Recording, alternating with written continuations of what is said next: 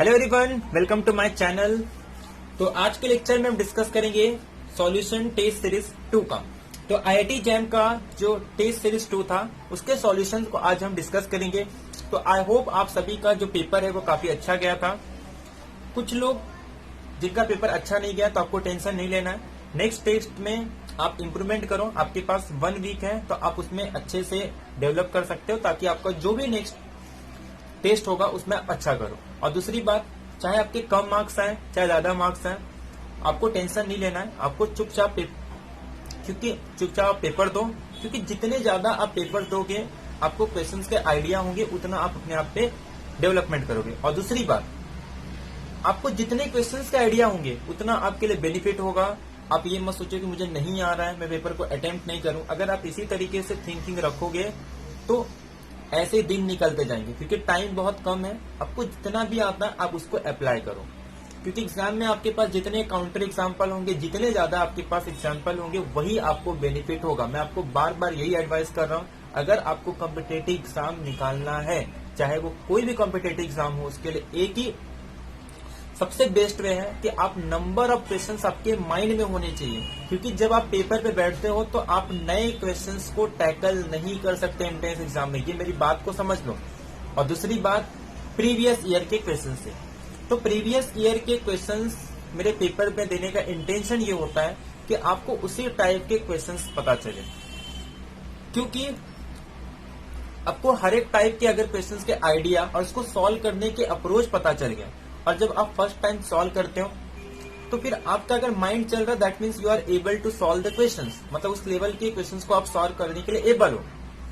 और आपको time management करने आना चाहिए। सबसे इंपॉर्टेंट, जब आप पेपर देते हो तो आप किस तरीके से टाइम को मैनेज कर रहे हो, किस तरीके से आप काउंटर एग्जाम्पल दे रहे हो, और किस तरीके से आपके माइंड में उसे काउंटर एग्जाम्पल आप एलिमिनेट कर रहे हो, ये काफी इंपॉर्टेंट होता है।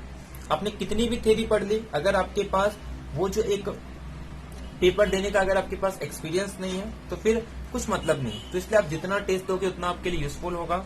अब अगर आप 10 to 15 इयर्स के सारे क्वेश्चंस अगर आप करते हो तो आपको पूरे क्वेश्चंस की पूरी ओवरव्यू मिल जाएंगी कि हाँ इसी लेवल के क्वेश्चन पूछे जाते हैं। अब ऐसा नहीं कि वही डायरेक्टली आपको पूछ लिया जाएगा, बट आपके पास वो एक लेवल हो जाता है कि मुझे किस तरीके से उस क्वेश्चन को थिंक करना है, किस तरीके से उस क्वेश्चन के बारे में सोचना है। तो बस आप पेपर दो, आपके लिए काफी यूजफुल होगा। और बाकी किस तरीके से आप उसके सॉल्यूशंस को शॉर्ट ट्रिक से यूज कर सकते हैं, ये काफी इंपॉर्टेंट है। क्योंकि एग्जाम में कभी कभी ऐसे होता है कि आपको हो सकता है उसका सॉल्यूशन निकालना है, बट आप 4 ऑप्शंस में से आपकी इतनी अंडरस्टैंडिंग हो जाती है कि आप बता सकते हो हाँ ये आंसर रॉन्ग है और ये इसमें से यही आंसर हो सकता है। आप श्योर होते हैं, बट आपको प्रूव करने नहीं आ रहा है। बट एग्जाम में आपको कोई प्रूव करने के लिए नहीं पूछा, बट आपकी इतनी अंडरस्टैंडिंग है कि आप 4 क्वेश्चंस को देख के कह सकते हो कि ये 3 तो होगा नहीं। और ये तब आएगा जब आप ज्यादा नंबर ऑफ क्वेश्चन सॉल्व करोगे। इसलिए जितना हो सकता है नंबर ऑफ क्वेश्चन सॉल्व करो, जितने ज्यादा हो सकते हैं काउंटर एग्जाम्पल माइंड में रखो, और जितना हो सकता है जो क्वेश्चन आपको आते हैं वहां पे स्पीड इंक्रीज करो।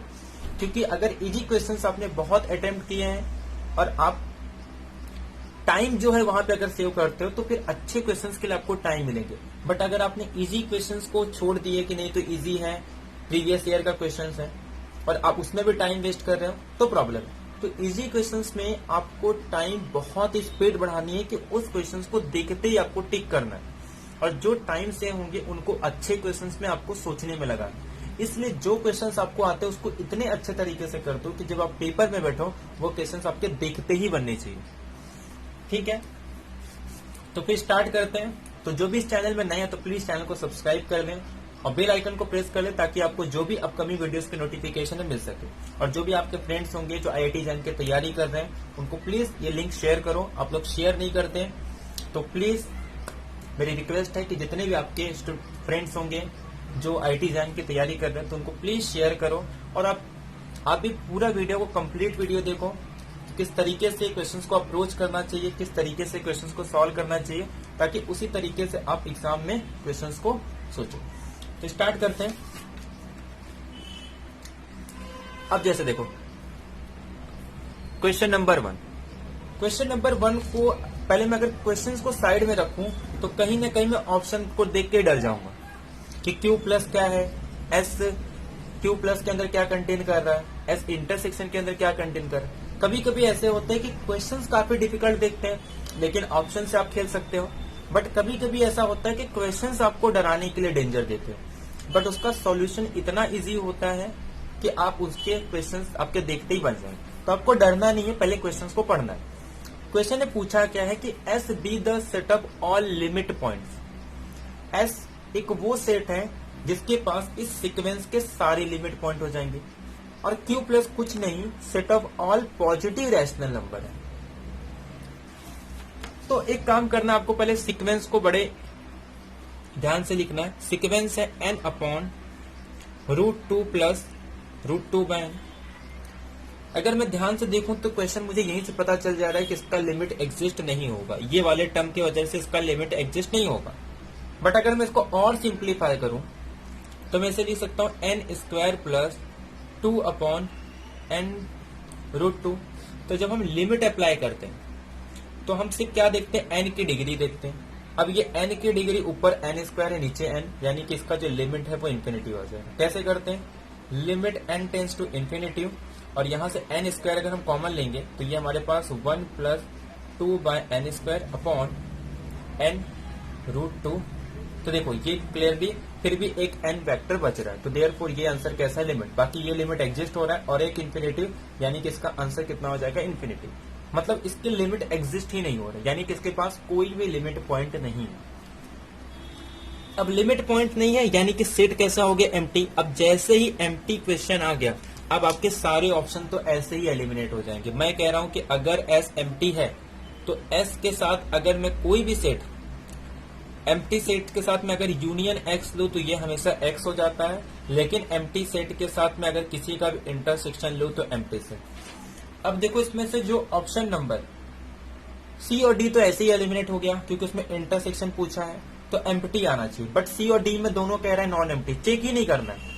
एम्प्टी के साथ किसी भी सेट का इंटरसेक्शन एम्प्टी ही आने वाला है, तो सी डी तो ऐसे ही एलिमिनेट हो गया।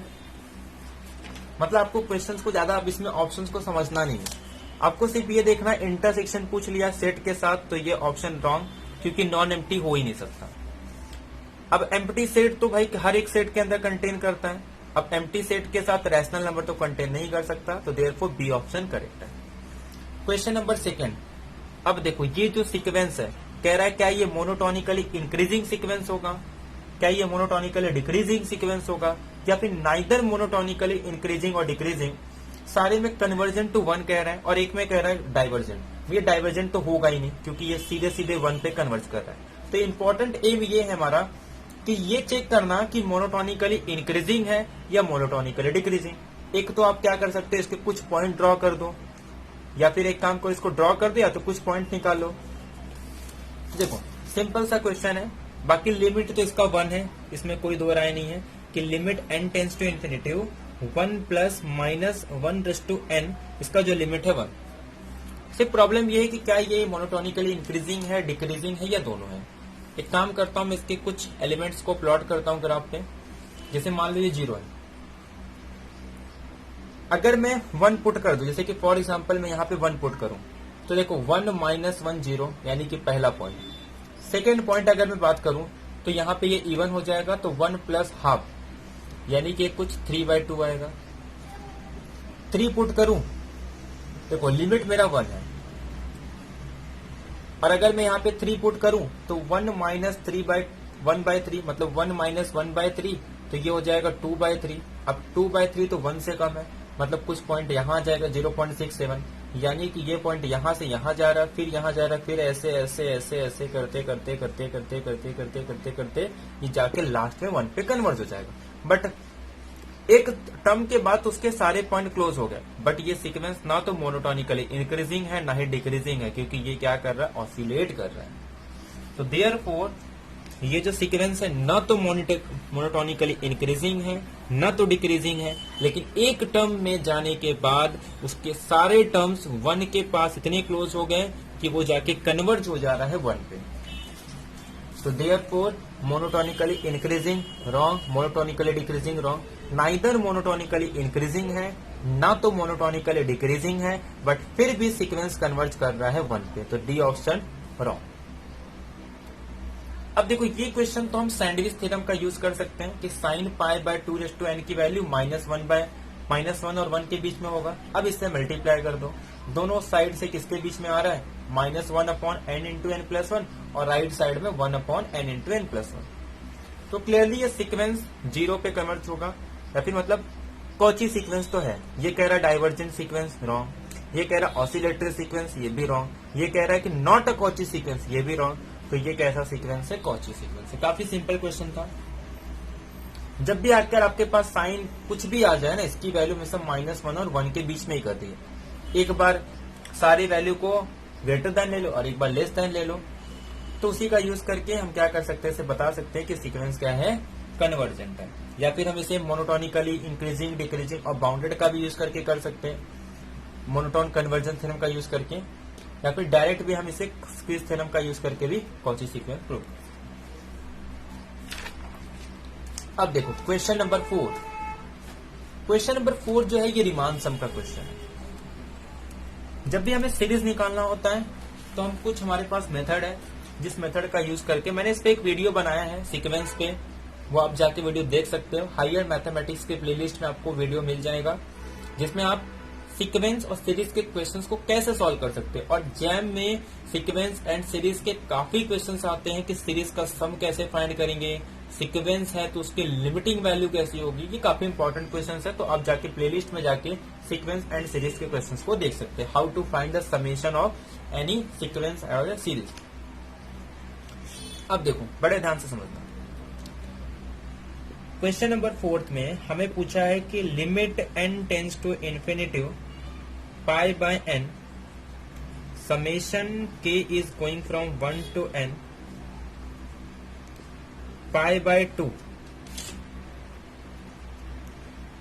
2 plus pi upon 2 k by n। ये हमारे पास ये सीरीज दी हुई है, ठीक है। अब इसका सम फाइंड करना या फिर इसकी लिमिटिंग वैल्यू फाइंड करना। अब ध्यान से देखो, अरे सॉरी यहाँ पे साइन है, ओके।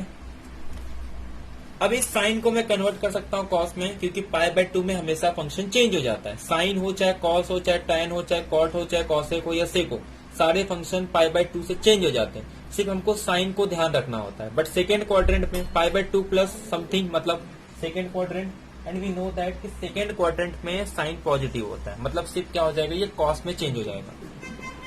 यानी कि limit n tends to infinity, pi को तो एक काम करो बाहर ले लो, कांस्टेंट है, 1/n summation k is going from 1 to n। मैं इसे सिंपल लिख सकता हूं cos 5 पाई k बाय 2n। ये सिंपल हमारे पास आ गया। अब अगर मैं इसमें रीमान सम का यूज करूं तो देखो ये 1/n है और यहाँ पे ये k/n, इसके प्लेस पे मैं क्या पुट कर सकता हूँ, cos x। तो therefore pi into integral 0 to 1, क्योंकि यहाँ पे देखो सिंपल n का कॉन्सेप्ट है, कुछ n² 2n ऐसा कुछ टर्म नहीं दिया, यहाँ पे k = n तक टर्म है। तो देयरफॉर सिंपल ये हमारे पास आ जाएगा cos 5 पाई बाय 2 x। एक काम करो, इसको इंटीग्रेट कर दो, तो cos का इंटीग्रेशन साइन जो है एज इट इज वही होगा, मतलब pi into sine 5 pi x by 2 limit 0 to 1, और जो भी इसका कोएफिशिएंट है यानी कि इसका डेरिवेटिव उसको अपॉन में लिखते हैं, मतलब ये हो जाएगा पाई और ये 2 पर आ जाएगा। पाई कैंसल, यहाँ पे अगर मैं 1 पुट करूं तो ये हो जाएगा साइन 5 पाई बाय 2। अब 5 पाई बाय 2 का मतलब कितना हो जाएगा, 4 पाई, मतलब अरे 2 पाई प्लस पाई बाय 2 लिख सकते हैं, बट साइन 2 पाई लिखो, अरे साइन 2 पाई प्लस x लिखो या साइन x लिखो, दोनों का मीनिंग सेम। और साइन पाई बाय 2 और साइन पाई बाय 2 कितना हो जाएगा, 1, यानी कि आंसर आ जाएगा सिंपल 2/5, क्योंकि 0 लिमिट पुट करने पे तो 0 हो जाएगा। और पहला टर्म बचेगा sine pi by 2, that is sine 5 pi by 2 मतलब साइन पाई बाय 2, और साइन पाई बाय 2 की वैल्यू क्या आ जाएगी, 1। तो हमारे पास सिर्फ 2/5 बच रहा है। तो देखते कौन सा ऑप्शन इसमें से करेक्ट है।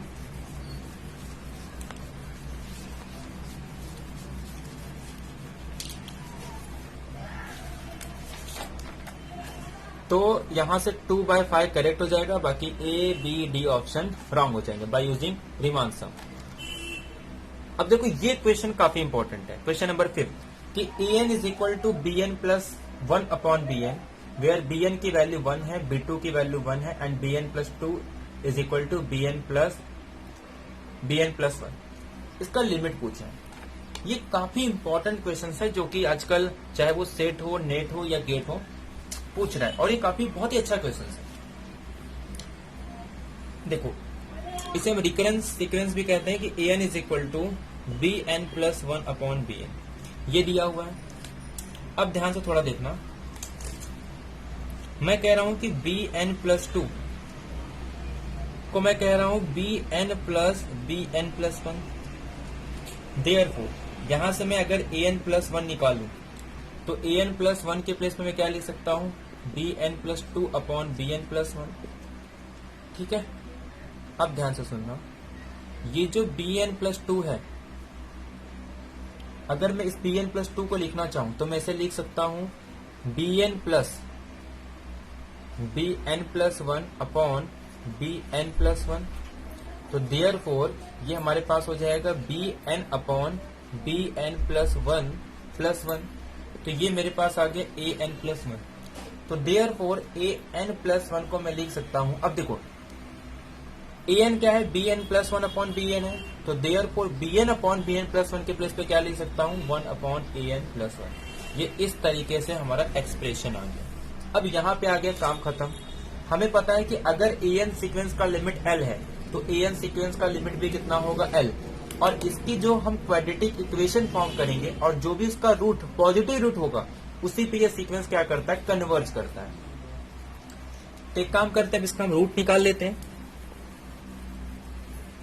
तो सिंपल रूट निकालना है सिर्फ। तो देयरफॉर अगर ये ए एन सीक्वेंस का लिमिट है तो वही एन प्लस 1 का भी हो जाएगा। तो देयरफॉर ये हमारे पास यहां से आ जाएगा एल स्क्वायर, अगर हम एल से मल्टीप्लाई कर दें तो ये minus l minus 1 is equal to 0। अब सिर्फ इसका रूट निकालना है, वो भी पॉजिटिव रूट हमारा आंसर हो जाएगा। तो therefore l is equal to minus p, तो माइनस पी मतलब इसका अगर हम कोएफिशिएंट देखें तो 1 है, तो 1 प्लस माइनस बी स्क्वायर मतलब माइनस 1 का स्क्वायर, 1 माइनस 4 इंटू ए के प्लेस पे 1, सी के प्लेस पे माइनस 1 अपॉन 2 इंटू 1। तो therefore l is equal to 1 plus minus 1, ये रूट 5/2। तो अगर नेगेटिव पुट करेंगे तो 1/2 में से रूट 5/2, रूट 5 की वैल्यू कुछ 2 पॉइंट समथिंग होती है, यानी कि ये नेगेटिव में 1 से ग्रेटर नंबर आ रहा है। तो 1 माइनस नेगेटिव ग्रेटर देन 1, तो मतलब कुछ नेगेटिव वैल्यू आएगी। तो यानी कि जो हमारा एल होगा वो पॉजिटिव वैल्यू होता है। तो यहाँ पे नेगेटिव वाला छोड़ देंगे, 1 प्लस रूट 5/2। तो हमारा जो ऑप्शन नंबर डी है वो करेक्ट हो जाएगा। तो इसका सॉल्यूशन जो होगा सिंपल, हमारे पास option number B is correct. ठीक है, तो ए ऑप्शन भी रॉन्ग, बी ऑप्शन भी रॉन्ग, सी ऑप्शन भी रॉन्ग, डी ऑप्शन करेक्ट हो जाएगा। अब नेक्स्ट क्वेश्चन देखो, ये काफी सिंपल क्वेश्चन है कि एक सीक्वेंस दिया है 1 1 plus 1 factorial 1 upon 2 factorial 1 upon n factorial. कह रहा है कि ये ट्रू होगा किस सीक्वेंस के लिए, क्या ये सीक्वेंस कन्वर्ट कर रहा है क्यू में, क्या ये कॉची सीक्वेंस है लेकिन कन्वर्ज नहीं कर रहा है क्यू में, क्या इसके पास कोई सब सीक्वेंस है जो कि आर के अंदर कन्वर्जेंट कर रहा है जबकि इवन नेचुरल नंबर होगा, या फिर ये कॉची सीक्वेंस नहीं। अब अगर इस सीक्वेंस को मैं ध्यान से देखूं, Sn प्लस 1 अपॉन 1 फैक्टोरियल, इसमें तो कुछ करना ही नहीं है। तो अगर मैं इसमें लिमिट अप्लाई कर दूं, limit n tends to infinity, ये तो कुछ और नहीं बल्कि e है। मतलब सारे सीक्वेंस तो रैशनल नंबर है, बट जिस पॉइंट पे कन्वर्ज कर रहा है वो तो ई रैशनल नंबर है। ये तो मेरा एग्जांपल हो गया जो मैंने आपको लास्ट लेक्चर में बताया था कंप्लीटनेस का, कि there exist a sequence of a rational number which is not convergent in rational number, that is which is Cauchy, but we can not say it is convergent in rational number. तो therefore this is the sequence which is convergent but not convergent in rational number. तो therefore हम लोग कह सकते हैं ये Cauchy sequence है, but ये जो सीक्वेंस है वो कहाँ कन्वर्जेंट नहीं कर रहा है, क्यू के अंदर कन्वर्जेंट नहीं कर रहा है। तो देयरफॉर ये कह रहा है कि कन्वर्ज करेगा क्यू के अंदर, रॉन्ग। सेकेंड ऑप्शन कह रहा है कि कॉची सीक्वेंस है but not convergent in Q, तो ये राइट हो जाएगा। इसमें कह रहा है कि सिर्फ इवन के लिए कॉची होगा, तो ऐसा कुछ नहीं है। नॉट कॉची बोल रहा है, ये भी रॉन्ग। अब नेक्स्ट क्वेश्चन में ये कह रहा है कि एस ये इंटरसेक्शन होगा किसका, 0 to 1/2n+1 यूनियन 1/2n और 1। उसके बाद 4 ऑप्शन है, तो एक काम करके पहले इसका आंसर निकाल लेते हैं, फिर देखते हैं कि इसमें से ऑप्शन कौन सा राइट है। सेट क्या दिया है, मैं अगर सेट की बात करूं तो ये इंटरसेक्शन ले लेगा। Intersection n is equal to 1 to infinity और 0 to 2n+1 यूनियन 1/2n1। तो एक काम करते हैं, हम इसका एक एक वैल्यू फाइंड करते हैं। जैसे कि फॉर एग्जांपल मैं अगर 1 पुट करूं, तो अगर 1 पुट करूं तो ये सीक्वेंस आ जाएगा 0 to 1/3 यूनियन 1/2 to 1। फिर उसके बाद अगर मैं यहाँ पे सपोज फॉर एग्जांपल 2 पुट करता हूं, तो ये आ जाएगा 0 to 1/5 यूनियन, ये हमारे पास आ जाएगा 1/4 to 1। ठीक है। फिर उसके बाद अगर मैं फॉर एग्जांपल इसको इसी तरीके से और आगे लेके चलूं, तो 0 to 1/7, फिर उसके बाद यूनियन, ये हमारे पास आ जाएगा 1/6 से लेके 1 तक। तो अगर मैं ध्यान से देखूं, मुझे इंटरसेक्शन लेना है, तो जब मैं इंटरसेक्शन लूंगा तो देखो ये धीरे धीरे कम हो रहा है, लेकिन ये क्लोज है। तो अगर मैं सपोज इस पे लिमिट अप्लाई करूंगा, तो ये जो लिमिट होगी इसका 0 आ जाएगा। यूनियन अगर मैं इसी पे लिमिट अप्लाई करूं, तो ये 0 to 1 आ जाएगा। ठीक है। तो ये जो लिमिट है कितना आ जाएगा, 0 to 1। ठीक है। ये जो सीक्वेंस है ये 0 पे कन्वर्ज होगा, और ये जो सीक्वेंस है 0 to 1। बट यहाँ पे देखो ये तो सबसे बड़ी वैल्यू है, तो सबसे छोटी वैल्यू क्या है, 1/2 to 1। अब ये धीरे धीरे बढ़ ही रहा है, तो यानी कि हर बार कॉमन एलिमेंट, ये सारे एलिमेंट तो कॉमन आने ही वाले, क्योंकि 1/2 से लेके 1 तक, क्योंकि यूनियन में तो ये पूरे एलिमेंट आएंगे, इसमें ये पूरे एलिमेंट आएंगे।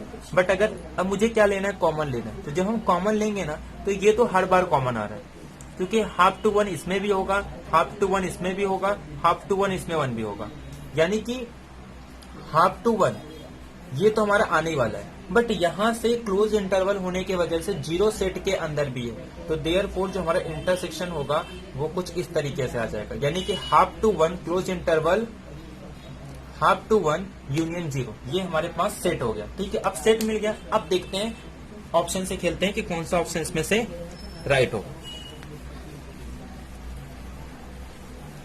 यानी कि हमारे पास जो सेट है वो सेट 1/2 to 1 यूनियन 0। अब देखो ऑप्शन, फर्स्ट ऑप्शन ये कह रहा है कि देयर एग्जिस्ट सीक्वेंस, हमें इसमें से फॉल्स बताना है। तो देखो एक काम करते हैं, जितने ट्रू वाले हैं उसको तो रॉन्ग कर देंगे। ये कह रहा है कि 0 में से अगर मैं सेट को माइनस कर दूं तो ये ओपन सेट होगा, तो क्लियरली ये ऑप्शन तो ट्रू है, क्योंकि ये देखो ये क्लोज सेट है, और क्लोज सेट में से अगर मैं 0 1 में से देखो ये क्लोज सेट है, और हमें पता है कि अगर 0 1 में से किसी क्लोज सेट को माइनस कर दूं तो वो क्या आ जाएगा, ओपन सेट। ये ऑप्शन राइट है। सेकेंड ऑप्शन देखो, सेकेंड ऑप्शन कह रहा है कि अगर ए एक इनफाइनाइट सबसेट है एस का, then A has a limit point. अब देखो ये तो ट्रू है, क्यों ट्रू है, क्योंकि ये सीक्वेंस मेरे पास जो दिया है वो क्लोज सीक्वेंस है। अब ये क्लोज है, तो इसके अंदर अगर मैं कोई भी इनफाइनाइट सीक्वेंस लूं तो उसका जो लिमिट पॉइंट है इसी के अंदर कंटेन करेगा, तो देयरफॉर ये राइट है। बट थर्ड में कह रहा है कि there exist infinite subset having no limit point, but close set होने की वजह से अगर मैं इसके अंदर कोई भी सबसेट ले रहा हूं तो उसका लिमिट पॉइंट तो सेट के अंदर कंटेन ही करेगा, तो देयरफॉर ये ऑप्शन मेरा रॉन्ग हो जाएगा। तो देयरफॉर ये ऑप्शन फॉल्स है, मतलब हमारा यही ऑप्शन राइट है। बाकी सी,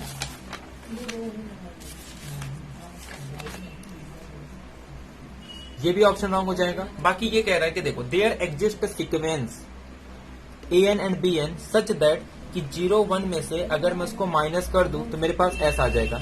अब ऐसे सीक्वेंस में निकाल सकता हूं। और मुझे सीक्वेंस कौन से निकालने पता है। अब इसमें देखो, मुझे ये सेट लाना है, तो 0 1 में से क्या माइनस करूंगा कि ये आ जाए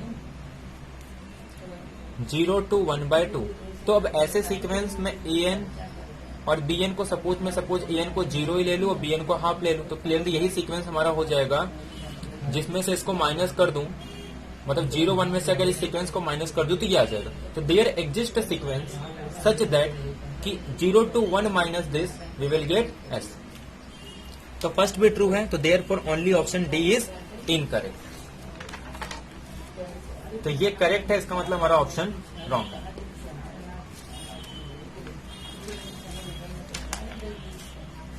अब देखो क्वेश्चन नंबर 8, ये क्वेश्चन काफी सिंपल है, ये आप कर देना। अब tan इनवर्स x का एक्सपांशन खोल दो, फिर इसमें कैलकुलेशन पार्ट है, बाकी ये मोनोटोन और कन्वर्जेंट आएगा। आपको क्या करना है, सिर्फ tan इनवर्स x का एक्सपांशन खोलना। अब ये क्वेश्चन रियल एनालिसिस का भी मैंने क्वेश्चन डाले हैं। ये देखो, इसमें कह रहा है कि G और H एक नॉन एम्प्टी सबसेट है R का, where G is a connected and G union H is not connected. तो यही 2 पॉइंट जो हमको नोट करना है। इसी के बेस पे आपको एक रिजल्ट बताया भी हूं और फिर से रिपीट कर दूंगा, और उसके बाद ये कुछ क्वेश्चंस हैं, ऑप्शन है, हम उसको चेक करेंगे। पहले मैं आपको वो रिजल्ट बता देता हूं। अगर सपोज G और H ये अगर दोनों कनेक्टेड है, दोनों सपोज हमारे पास कनेक्टेड है, और G और H का इंटरसेक्शन अगर नॉन एम्प्टी आ जाए, तो G यूनियन H क्या होगा, कनेक्टेड हो जाएगा। समझ में आ रहा है? G भी कनेक्टेड है, H भी कनेक्टेड है, दोनों का इंटरसेक्शन भी नॉन एम्प्टी है, तो उनका यूनियन भी क्या हो जाएगा, कनेक्टेड हो जाएगा। और ये सिंपल रिजल्ट का यूज करना है, बट इसको यूज किस तरीके से करना है वो इम्पोर्टेंट है। अब थोड़ा ध्यान से समझना इस क्वेश्चंस को। इसमें कह रहा है कि G इंटरसेक्शन H अगर एम्प्टी है तो देन H इज कनेक्टेड। तो हमें एक ऐसा एग्जाम्पल लेना है कि G कनेक्टेड हो, उसका यूनियन कनेक्टेड नहीं है, और G इंटरसेक्शन H एम्प्टी है बट H कनेक्टेड नहीं है। तो एक काम करते हैं, मैं एक एग्जाम्पल ले लेता हूं। जैसे फॉर एग्जाम्पल G कनेक्टेड बोल रहा है, मैं ले लेता हूं 0 1। 0 1 कैसा है, कनेक्टेड सेट है। और मैं एक ले लेता हूं फॉर एग्जाम्पल 2 to 3। क्लियरली इनका जो इंटरसेक्शन क्या आ रहा है, एम्प्टी आ रहा है। दोनों का यूनियन भी कनेक्टेड नहीं है, ये भी कनेक्टेड है, बट यहां पे कह रहा है कि H कनेक्टेड होगा। अच्छा, एक काम करते हैं, इस तरीके का ले लेते हैं, मतलब मैं यहाँ पे कुछ 4 और 6 ले लेता हूँ। ये सपोज H है। क्लियरली इनका इंटरसेक्शन एम्प्टी भी है, दोनों का यूनियन कनेक्टेड भी नहीं है, और H भी कनेक्टेड नहीं है, बट ये कह रहा है कि इस कंडीशंस को सेटिस्फाई करे, और G इंटरसेक्शन H अगर एम्प्टी है तो H हमेशा कनेक्टेड होगा, बट जरूरी नहीं है कि H कनेक्टेड होगा। तो यहां से हमारा ऑप्शन नंबर फर्स्ट एलिमिनेट होगा। बट अगर मैं इसी को कनेक्टेड ले लूं, जैसे कि 2 और 3, तो ये क्या हो जाएगा, इससे हमारा सेकेंड ऑप्शन एलिमिनेट हो जाएगा, जो कि कह रहा है कि डिसकनेक्टेड, यानी कि फर्स्ट और सेकेंड ऑप्शन हमारा एलिमिनेट हो गया। अब थर्ड ऑप्शन में कह रहा है कि G और H का इंटरसेक्शन नॉन एम्प्टी है। अब इसमें हम रिजल्ट यूज करेंगे। मैं कह रहा हूं कि G कनेक्टेड है, G कनेक्टेड है, इन दोनों का इंटरसेक्शन नॉन एम्प्टी है। अब अगर H कनेक्टेड हो जाए तो इसका मतलब G यूनियन H को कनेक्टेड होना पड़ेगा। तो then G union H must be connected, but यहाँ पे क्वेश्चन ने पहले ही कह दिया कि ये कनेक्टेड नहीं है। अगर ये कनेक्टेड नहीं है, इसका मतलब जब भी G इंटरसेक्शन H एम्प्टी नहीं है तो H को भी क्या होना पड़ेगा, नॉट कनेक्टेड, क्योंकि अगर ये कनेक्टेड हो गया तो हमारा गिवन कंडीशंस को वो कॉन्ट्रडिक्ट कर देगा। तो therefore H must B not connected. अब ये क्वेश्चन हमारा सॉल्व हो गया। वैसे तो इस रिजल्ट का यूज करके बिना काउंटर एग्जाम्पल का दिए भी हम इस क्वेश्चन को कर सकते थे, क्योंकि ये सिंगल चॉइस का क्वेश्चन है। तो अगर ये नॉन एम्प्टी है then H is not connected, बाकी सारे ऑप्शन रॉन्ग। बाकी क्वेश्चन नंबर 10 आप ये कर देना, काफी सिंपल क्वेश्चन है। आपको इसमें कौन सा रिजल्ट यूज करना है, आप इसमें रेशियो टेस्ट का यूज कर सकते हो। Limit n tends to infinity an plus 1 upon an, उसका रिजल्ट का यूज करके आप सिंपल प्रूव कर सकते हो कि ये सीक्वेंस कन्वर्जेंट है या डाइवर्जेंट। तो ये आपके मैं होमवर्क ले दे रहा हूँ। बाकी काफी सिंपल क्वेश्चन है। By using ratio test you can check whether the series is convergent और नॉट। तो आई होप आपको वीडियो पसंद आया होगा, और अगर वीडियो पसंद आया तो प्लीज लाइक एंड कमेंट करें, और अगर कुछ भी डाउट रहता है तो प्लीज आप कमेंट करके पूछ सकते हैं, और जितना हो सकता है अपने दोस्तों के साथ शेयर करें जो कि IIT जैम या किसी भी एग्जाम की प्रिपरेशन करें। थैंक यू, मिलते हैं नेक्स्ट लेक्चर में।